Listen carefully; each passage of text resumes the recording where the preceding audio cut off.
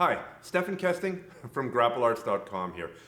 To get good at Jiu-Jitsu or submission grappling or any grappling-based martial art, you need to learn a fair number of techniques before you're even at a functional level. And of course, to get up to the level of mastery, sort of the black belt type level, there's a whole lot of techniques that you need to learn. So it's worth talking about and worth thinking about what the best method is to get good at a new technique. We learn new techniques all the time. Most of the time we do a couple of reps and then, okay, well, I guess we'll try it in sparring when I see that situation. And I think for the important techniques, for the things that you really need to get good at, I think that's actually the wrong approach. So, first of all, you clearly have to learn the mechanics of the technique. The left arm, my other left arm, otherwise known as my right arm, goes here. My left arm goes there. My foot goes here, my hips go here. I move this way, I adjust, I grip here, and then I finish the technique. So those are the mechanical steps. And you have to get those more or less right. And of course, you're going to keep on tweaking it as you go along. If you do this technique for a couple of years, I guarantee you're not going to be doing it the same way a couple of years down the road. But you need a good, solid starting point. That's where your instructors come in. That's where instructional materials come in. That's where apps, DVDs, YouTube, whatever, however you learn best for that technique, that's where that comes in. The next step is you need to get some repetition. Now, take a look at judo. Judo guys, top level judo guys, have got 2, 3, or 4 go-to throws. Compare that to jiu-jitsu guys who've got a whole bunch of moves. The difference is, the reason these judo guys can pull off these few moves that are difficult and complex is because they're doing tons and tons of repetition. For each one time that they throw a guy in the championship match in a tournament, they've done thousands or tens of thousands of repetitions of that move. Rep it, rep it, rep it, rep it, or rep the entry, rep the entry, rep the entry, rep the entry, rep the throw. And it's a pretty fundamental difference between the way the jiu-jitsu guys approach it. Hey man, how's it going? Okay, yeah, I saw this cool armbar. Cool, I'll do it 2 or 3 times. Hey, thanks for showing that to me. That's fun, but really, if you want to get good at something, you got to do more reps. Now, to be fair, I don't think you need as many reps in the ground as you do for most moves in standing. I think most judo throws are more technically complex and you need a bit more explosive speed and there are more variables in the move itself. I think you got a bit more slack in the ground. So you don't need tens of thousands of repetitions necessarily, although some very, very good grapplers get hundreds of reps in a day of their favorite techniques. But you need a couple hundred reps for sure before this technique will start working for you on the mat. But now, you've learned basic technique. You've done some basic amount of reps so your body feels comfortable with it. How do you move it to the next step? The sparring with somebody, to use it in sparring. I think a lot of people do it wrong. They go, oh, I've learned a new armbar entry. I really want to tap out that big tough brown belt, the guy who's 30 pounds heavier than me and has won a whole bunch of medals, and I'm going to try this on him because I've done 300 reps.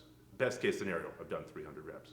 And the brown belt will probably see it coming a mile away, shut it down, punish you for trying, knee on the face, choke you out, and you'll go, stupid move, I knew it wouldn't work, I hate jiu-jitsu, I don't like training. And that's because you did it wrong. Now, what's the right way to do it? The right way, I think, is something that I first heard from a Hoyler Gracie interview years and years ago. I know he has said stuff like this, so I'm going to give him credit, but I think I heard it from him first. And that's, you've got a brand new technique. You're going to start out by doing it on the lightest, whitest white belt in the club. You're going to pick the guy who's the least physical specimen, brand new, and you're going to do it with him until you can do it. Let's talk about an armbar entry, an armbar from side mount, say. You're going to do that, and you're going to spar, you're going to be wrestling, but you're not trying to do every technique. You're not trying to do any submission. You're only trying to do one submission. You're trying to do that one armbar. And when you can hit it on him consistently, so you get it 3 or 4 times in a round, well, you've learned probably what you're going to learn from that person for now. You move on to the next person, the next heaviest, lightest, whitest white belt, until you can get it to work consistently on them. Then you move on to the next whitest, lightest white belt. and you do it until it works consistently on them. Each person will give you a different set of reactions. One guy will always link his arms like this, so you'll get good at breaking this grip. The next guy will defend the armbar like that, and you'll defend that grip, or you'll learn how to break that grip. The next guy will turn his body a little bit differently on average, and you'll learn how to cope with that. Maybe the technique can be adapted for each person's idiosyncratic movements, body type, and techniques. Once you've worked your way up the food chain with the white belts, you start back with the blue belts. You start with the lightest, bluest blue belt, and you go up, so you get increasing weight and increasing experience. And that way you go up and you get good at doing the technique on the people who are not so good yet. So you don't go out and try it on the brown belt, get crushed, and go stupid jiu-jitsu. You're developing the confidence, the nuances, and the tweaks to get really, really good at the move. Now, for the first while, you're doing that technique to the exclusion of other things. Say, I want to learn a new mount escape. I've learned the elbow knee escape.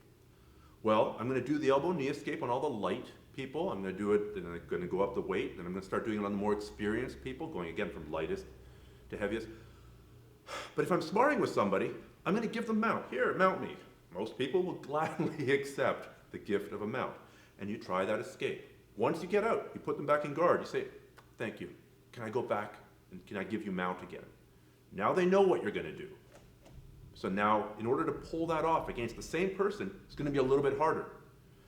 And once you've done it a couple times, especially if you're doing it over multiple sessions, they're going to be going home and thinking about it, going, what can I do to shut down that goddamn escape? And they're going to come up with ideas. And them coming up with ideas means that you're going to have to come up with answers to their ideas. So a rising tide lifts all boats, right? They're getting better, you're getting better. They're getting better, you're getting better. And that's the right way to do it. You got to not let your ego get in the way. Like, I only like to be on top. It's going to be hard not to be choking people out, because you're not choking people out. You're working on your mount escape. Now, not to say all your training needs to be like that. I'm talking about the training that you're doing when you're trying to get good at a technique. So I've made that mistake before, many times, of learning a new technique and then trying it out on somebody that I really wanted to tap out, my main training partners. Because, you want to tap out your training partners. That's what the game is about. But, if you pull it off and you give them warning and they learn to recognize what's coming, then it's never going to work. If you've spent all that time honing it on the beginners and on the lighter people and you've moved your way up the ranks, and I used white belt, blue belt, purple belt, whatever, as an example. If you're doing no-gi, it's the exact same thing. You pick the lightest, least skilled person and you move up through the ranks. You go to the next lightest, semi-skilled person.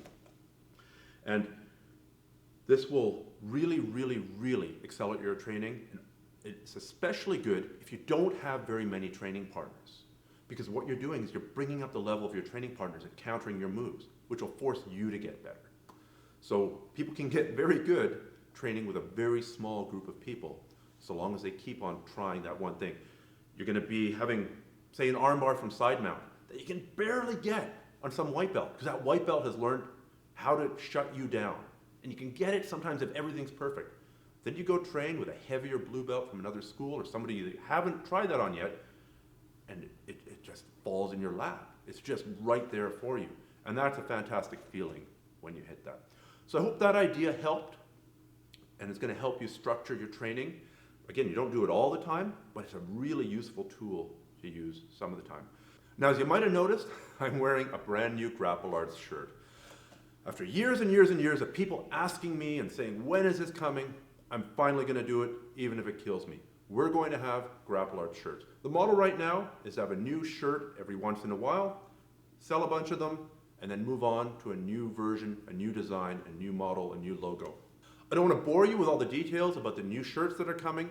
A much better idea is for you to go to grapplearts.com/merch, and you can read all about it, find out all the details, find out how to get your hands on a shirt.